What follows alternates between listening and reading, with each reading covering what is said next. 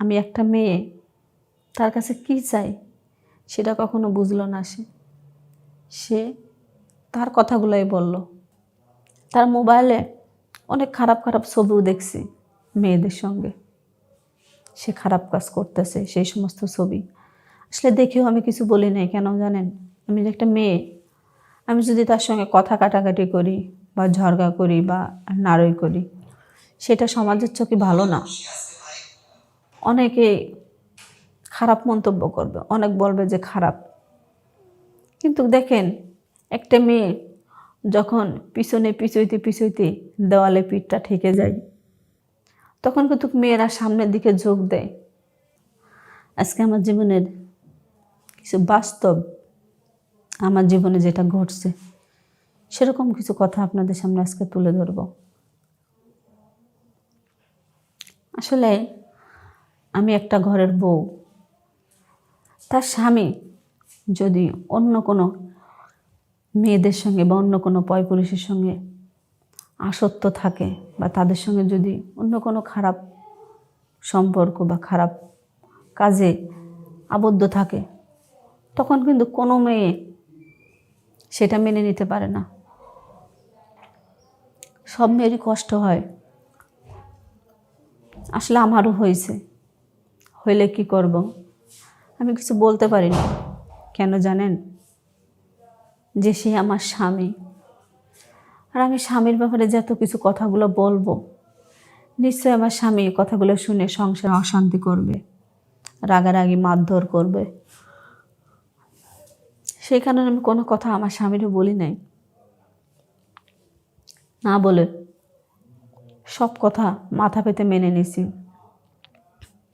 তার মোবাইলে অনেক খারাপ খারাপ ছবিও দেখছি মেয়েদের সঙ্গে, সে খারাপ কাজ করতেছে সেই সমস্ত ছবি। আসলে দেখেও আমি কিছু বলি নাই। কেন জানেন? আমি যে একটা মেয়ে, আমি যদি তার সঙ্গে কথা কাটাকাটি করি বা ঝগড়া করি বা নাড়ই করি, সেটা সমাজের চোখে ভালো না।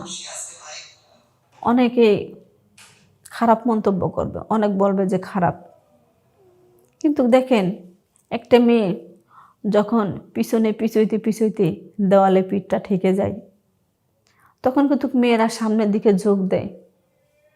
থাকুক না সেইখানে খারাপ রাস্তা, থাকুক ভালো রাস্তা, সেটা কিন্তু কখনো কোনো মেয়ে বেছে নেয় না। সে মেয়েরা একটা জিনিসই ভাবে যে আজকে আমার স্বামী যদি এগুলা করতে পারে, আমার স্বামী যদি, আমার স্বামীর কাছে যদি আমি না যাইতে পারি, স্বামী স্ত্রীর যে মিলামেশা, যে ভালোবাসাটা, সেটা যদি আমার স্বামীর থেকে আমি না পাই, তাহলে নিশ্চয়ই আমার অন্য কোনো রাস্তা বা অন্য কোনো ব্যবস্থা করতে হবে।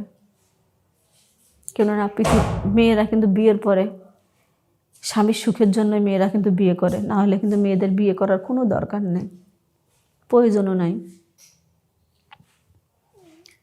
যাই হোক, আমার স্বামী আমার কথা শুনে, আমার স্বামী, আমি বললাম একদিনে, দেখো তুমি এগুলা কি করতেছো?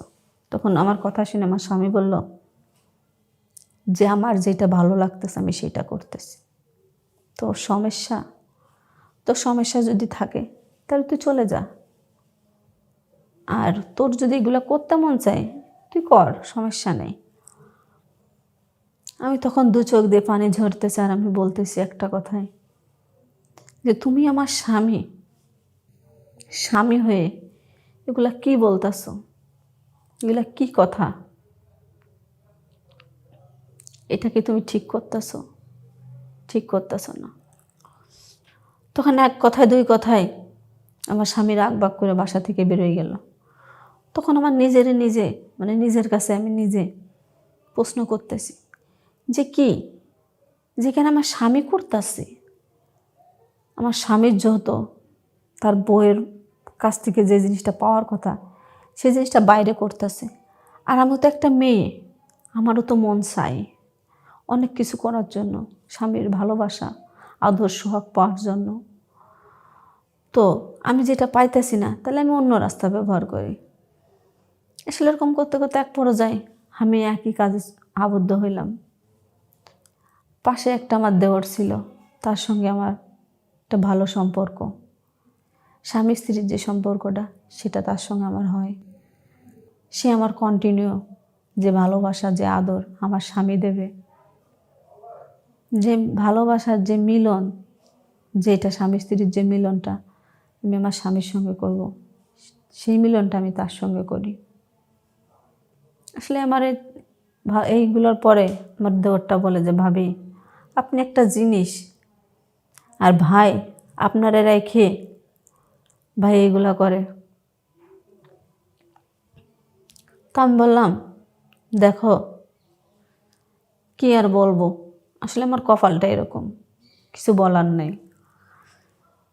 এরকম করে দুঃখ যত প্রকাশ করলাম, তখন করার পর আমার দেওর বলতেছে আচ্ছা ভাবি সমস্যা নেই, তুমি ওরে স্যার ডিভোর্স দিয়ে দাও, ডিভোর্স দিয়ে আমার কাছে চলে আসো।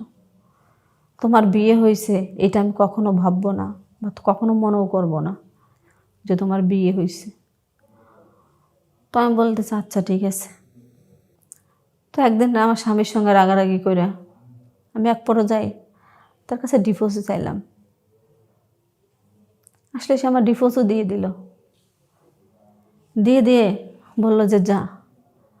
আসলে আমার স্বামীটা আমার ভালোবাসাটা বুঝলো না, আমি একটা মেয়ে তার কাছে কি চাই সেটা কখনো বুঝলো না। সে তার কথাগুলোই বলল। আর সে যদি আমার ভালোবাসতো বা আমার কথা যদি সে ভাবতো, তাহলে সে কখনো কখনো আমার সঙ্গে এরকম করতে পারতো না। হ্যাঁ আমি রাগে পড়ে একটা কথা বলছি, সে আমারে বোঝাইতো যে দেখো তুমি এটা করো না। সে কিন্তু এরকম কোনো কথা আমাকে বলে নাই। সে আরও আমার বলার সঙ্গে সঙ্গে সে আরও উৎসাহ দিছে, তালে তাল মিলাইছে। তো ঘরের স্বামী যদি ঠিক না থাকে, কোনো মেয়ে কিন্তু ঠিক থাকতে পারে না। যদি ঘরের স্বামী ঠিক থাকে তাহলে সব মেয়েই ভালো থাকতে পারে। আসলে আমার স্বামী ঠিক নাই, তাহলে আমি কীভাবে ভালো থাকবো? নিশ্চয় আমার খারাপ পথে যাইতে হবে। যেভাবে হোক আমার ডিভোর্স দেওয়ার পর আমি যখন ওর সঙ্গে চলে আসি, ওর সঙ্গে আমার বিয়ে হয়। বিয়ে হওয়ার পরে আসলে খুব ভালোই চলতেছে, খুব ভালোই আমার সংসার চলতেছে। যে কষ্টটা আমি আমার প্রথম স্বামীর বাড়ি করছি, সেই কষ্টটা আমার দ্বিতীয় স্বামীর বাড়ি করা লাগে না। যে দুঃখটা এখানে পাইছি সে দুঃখ আমি ওখানে পাই না। যে ভালোবাসাটা আমি এখানে পাই নাই সে ভালোবাসাটা ওইখানে পাইছি। যে স্বামী স্ত্রীর যে সুখ, সে সুখটা আমি এখানে পাই নাই, আমি ঠিক ওইখানে পাইছি। তাইলে আমি একটা মেয়ে, মেয়েরা কখন দ্বিতীয় স্বামীর কাছে যায়? কষ্টে দুঃখে পুড়তে পুড়তে যখন মেয়েরা তামা হয়ে যায়, তখন কিন্তু মেয়েরা দ্বিতীয় বিয়ে করার সিদ্ধান্ত নেয় বা দ্বিতীয় বিয়ে করে। সহজে কিন্তু কোনো মেয়ে প্রথম স্বামী ছাড়তে চায় না, প্রথম স্বামী থেকে বঞ্চিত হইতে চায় না। আমার মতো যারা কষ্ট পাইছে তারাই হবে